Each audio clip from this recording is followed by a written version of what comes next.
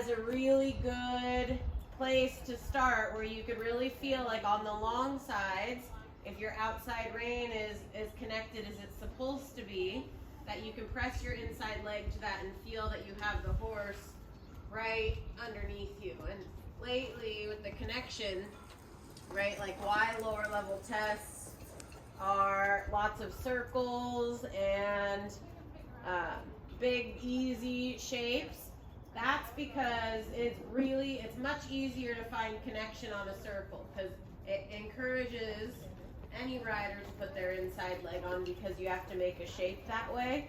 What's hard is maintaining connection as you come out of a turn onto a straight side and into transition. So making sure as you go around that you can feel like you can come out of holding your outside rein down and back and your inside leg on, and then he stays pushing through to a straight side, like you could ask for a canter transition.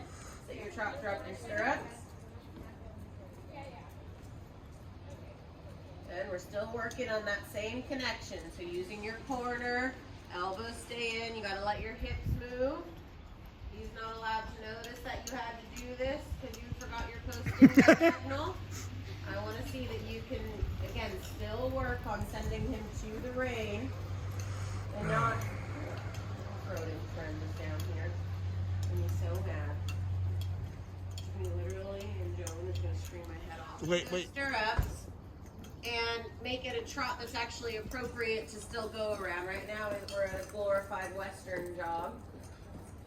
Okay, that you're going to find a trot easier to sit and roll with if you keep putting your leg on and working on the exercises. If you sit there and you think about how miserable a sitting trot feels, like I do, okay, you're going to think that you're going to sit there and be like, oh, and your body's immediately going to work against it, right? Give yourself an exercise, your outside hand down, a leg yield, that allows you to ride a bit more for the connection and keep your leg on so you're still riding to your rein and not really only thinking about how the sitting trot feels. Let's use your diagonal to change directions.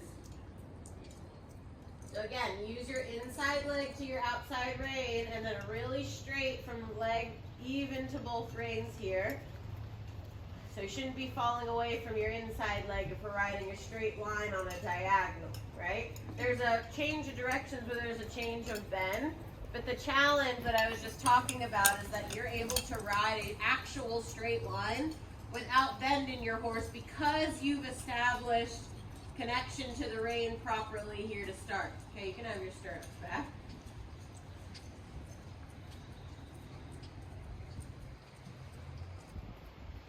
Right, so that you have right bend here, but it's coming from your leg, and I can see the softness in your rein and that he's pushing to that outside rein, and then show me a really straight line where he doesn't come up, right? You could see the minute he fusses with the bit, right? What are your 3 points of connection again? Leg, outside. No, not just leg. What leg? Outside leg to rein, right? That's the one. Sit your trot, drop your stirrups.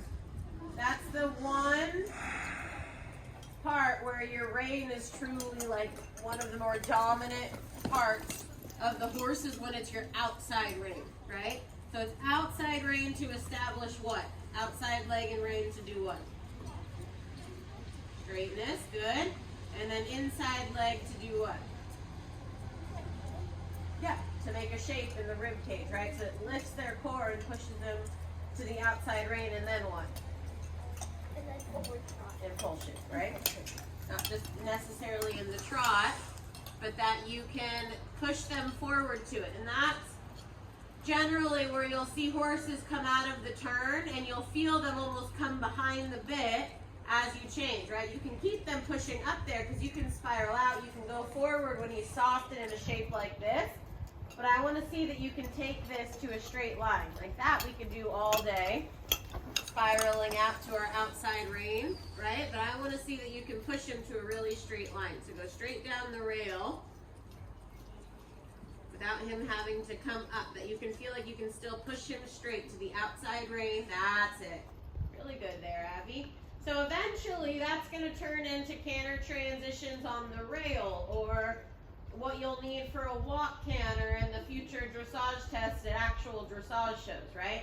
That it can't just be, novice, beginner, novice training. Go ahead across your diagonal. Show me another straight line.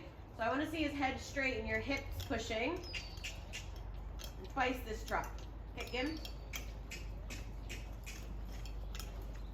Put your butt back. Let your hip move up like you're doing crunches. Don't pitch over your thighs.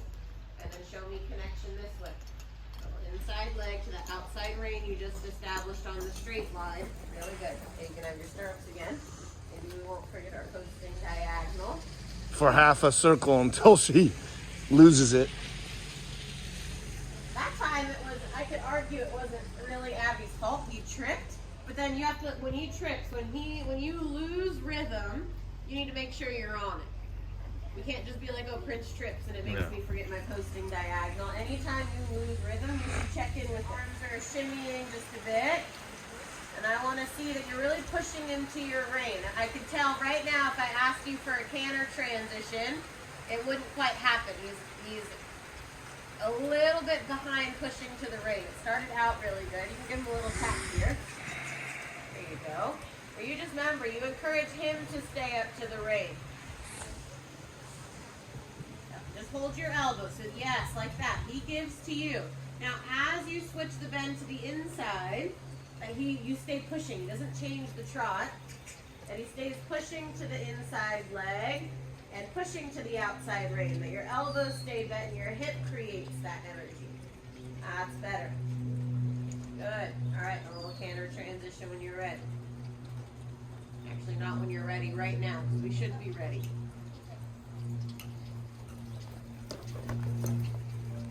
Okay. Was that as good of a canter transition as you can get? I could have said that that's what was going to happen. He's very soft and relaxed, but I could have told you that that's what's going to happen based on the trot work, yeah? It lacked energy. It lacked the impulsion for him to be sharp off your leg. And it doesn't mean to go straight to beating him up, right?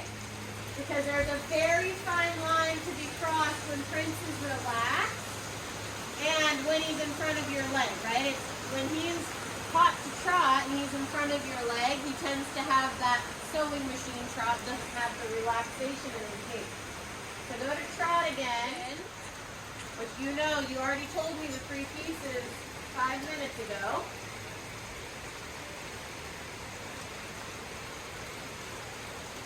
Is that the same canter transition as last time? Yes. Okay. How many trot steps were there when you asked for canter? 4. Too many. Doesn't matter actually the number, right? You should be sitting and come up and he should come right to you. I can tell when he's not listening when you start leaning forward in anticipation that he should have picked it up already, right? That's the magic giveaway of your canter transition not being on the 8. So one more shot, trot, canter transition, and X.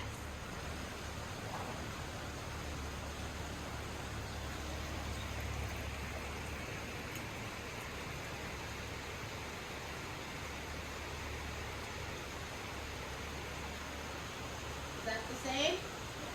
What? Was the same? Was it better, worse, or exactly the same? It was better, but was I ultimately happy? What have we been missing every time you pick up canter?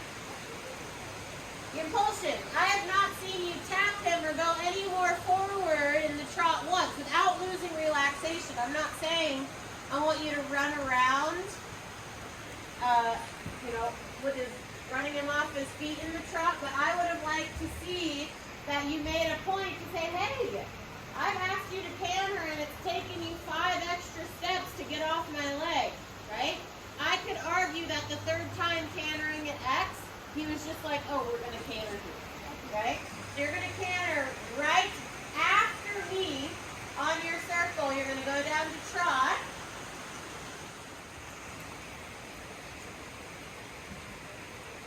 Okay, was that the same, better, or worse?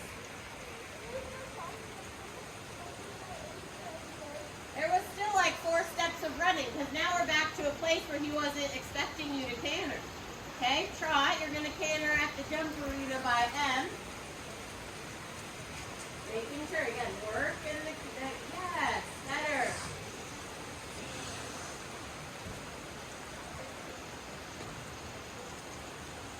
That's better.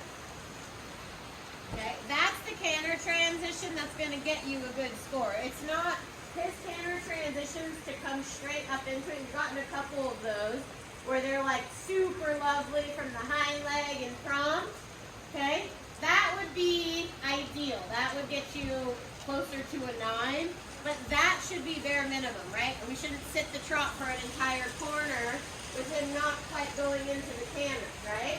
Because then we're chancing that he's going to lose his balance and not quite get up into the canter. So I want to see a little bit more emphasis to work on the connection here, right? What are we missing? Where do we need to push him to balance? He's not quite over his back completely. Everything that's happened, yeah, see? That's what I'm saying. He's not quite up into your hand, right? You're having to work really hard to get him to carry his own energy. Good. And then let him out of it. You got that part done. See how he slows down in the transition to inside bend? Yeah.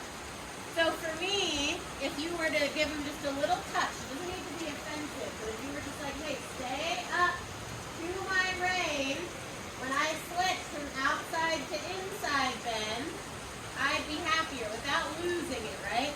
I don't want him to learn to like unfold himself when you tap him with the whip. I want you to have to not pump so hard in your body and work really hard to get him to stay in the canter, right? A horse should be able to carry its own canter. You shouldn't have to sit there and beg them. I even worked on that with Snip yesterday. Snip used to be really good about that. Yeah, and I just sat there yesterday and was like, no, you're not supposed to break until my body, my butt says to down transition. Right? So the minute you feel them, like you just have to help him. He doesn't need to be in trouble. Yeah. But the minute that you tell him, like, hey, you're still cantering and I expect you to get up there and work for me a little bit so I could sit here and present a lovely canter once I'm done working on the connection, right? That you check all the boxes of the connection and that your elbows can bend, that your butt can stay back and your hips can come up in the canter, and that he's in an already lovely space, right? But he's questioning the commitment to be in a connection here. I could see it's a good canter relative to, I could say other people, other horses, but it's not as good as it could be, right? He's arguing about the connection instead of you being able to hold your elbows in and stay up in that canter. I love tapping. Yeah, very good. I love the outside rein connection that you have. Good. And then to trot. Good. Right away. Ride to connection. Good. And then you're going to go across the diagonal. There's a horse on your inside. Heads up. Make another circle if that's helpful. Since you're having to stare at her, I want you to ride for the connection. Right? Is that a diagonal? If I said change direction, I don't care how you do it. I can get it wrong, okay? No, I can't. Huh? I can grab it. There's just no pitchfork. I don't have one. Yeah, you're right. I don't. Sorry. Okay, so heads up for Anka, but you're working on connection still, right? We're getting to the point where you can navigate through traffic without changing the ride from your horse to be you just posting up and down and staring around the arena and letting him do what he wants, to being able to navigate through traffic in a way that still makes your horse with you, stay with you, right? So, ride for your new change of direction, right? The change of direction means there's different pieces of connection on either side. That was really good when you started to fuss. I love that I saw both legs go on and you told him to go forward into the bit, right? You're not riding. You didn't try to pull his nose back. That's a huge difference I've seen in your riding since we've had Prince, is that you're not trying just to fuss. Like, yes, the face still needs an adjustment, but you're not only pulling his head down, right? You kept your hands wide. You really kicked him into that contact and told him to get up there on the diagonal now, and that's generally what we're missing, or what most people are missing on the straight lines, is that they need to be able to get pushed forward to the connection, right? But you actually have to work with your leg to get them on connection. Good. So keep him up there and soft as you change bend. Talk to him, yeah. That's better. Good job. Okay, now we've kind of lost our trot rhythm. He's getting worried about all this schooling, which tends to happen, right? So make sure that in your post, when he feels good, there's a moment of relaxation that doesn't let him slow down, but he keeps working up to your rein. Your elbows bent.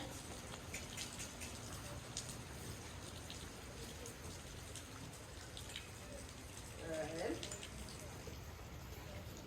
Okay, I saw him give there, so you can't live in that space forever, right? That doesn't mean you need to spiral out completely the other way. Right? Did you feel that? You made a nice big correction of the outside aids, and then all of a sudden you shaped like a banana to the inside, right? So that's one big schooling to the other. Generally, when we do our big counter flexion, you're doing it so he respects the outside ring, right? Well, if you think about it and why we school it for connection, he has to respect that outside rein and not lose his shoulder and almost run me over, right? So that means you can't immediately grab the inside and overbend him to the inside. Okay, let's see a canter transition. I'm ready.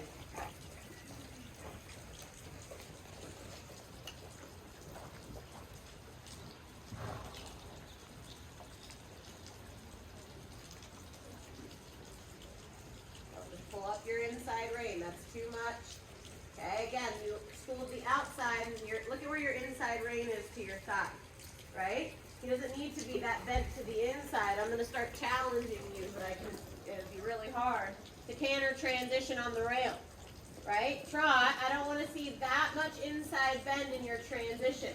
If you remember connection, your inside rein, that's too much of a crutch, right? You can use it to help bend them away from your leg, but that's it. You should not be that shaped. Like, you can hold your inside leg on, but I should see your spur connecting, and then your inside rein should give when he gives. Not hold that. That's too much of an inside bend for a canter transition. Whenever you're ready, let's see. You should be pushing to your outside rein.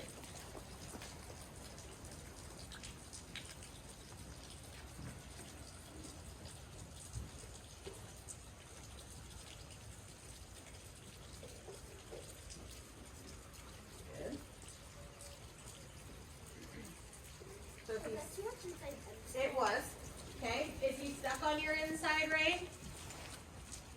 Does he feel like he's leaning on your inside? What is making you want to overbend to the right? Bad habit, or is he actually bad habit? So it's not that he feels stuck Good on morning, it Jackie. anyway, right? Because then you were schooling on your own. What would you do to get him off of it? I would put my inside leg. Spiral out, right? Leg yield over, away from your inside leg.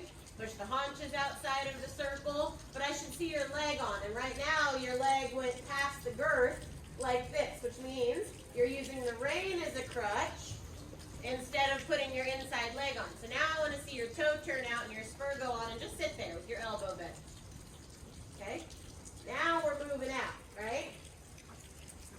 That's there, and then we go back to soft grip. So that's what needs to happen one time, and then now that's the straightest I've seen you, because you're like, oh, he moved his body, and yeah, you might have to do it again, but it shouldn't just come from the inside rein. Like, you have to make a big correction that says move off my inside leg, right? So your right rein doesn't sit and kind of just move against his lips and give him a rub or anything, right? That you move his rib cage so that your inside leg to your outside rein connection is working.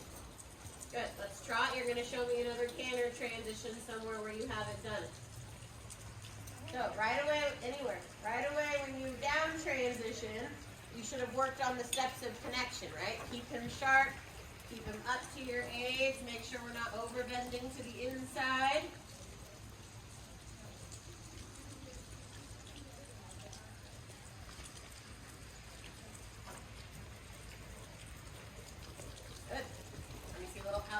connection. We see a straight line in the can. Yeah, go down there. See how he all of a sudden got away from you and you felt like you needed to turn to get him back. I want to see, you can go down the rail. I want to see, yeah, you're fine.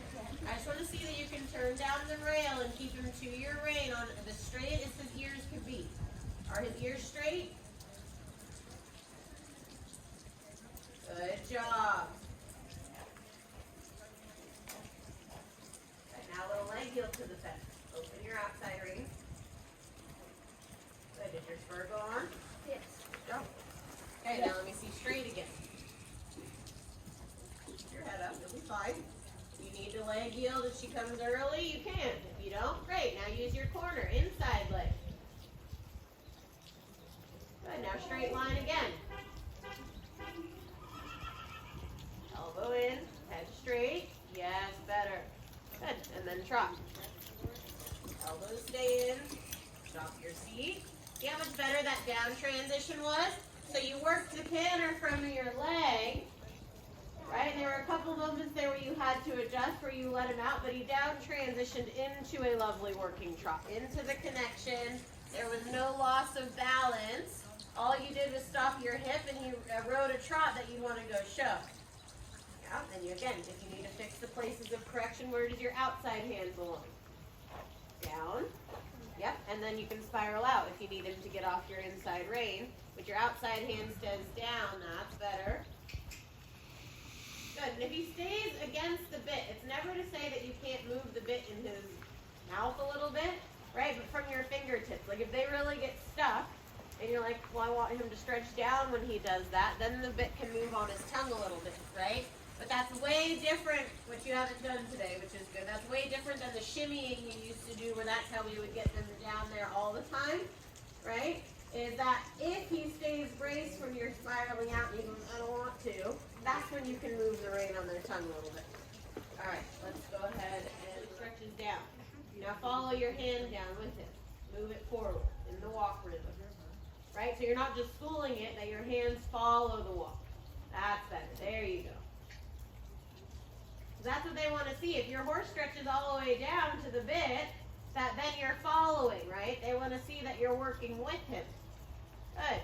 All right, give him a big pet. Very good. Thank you.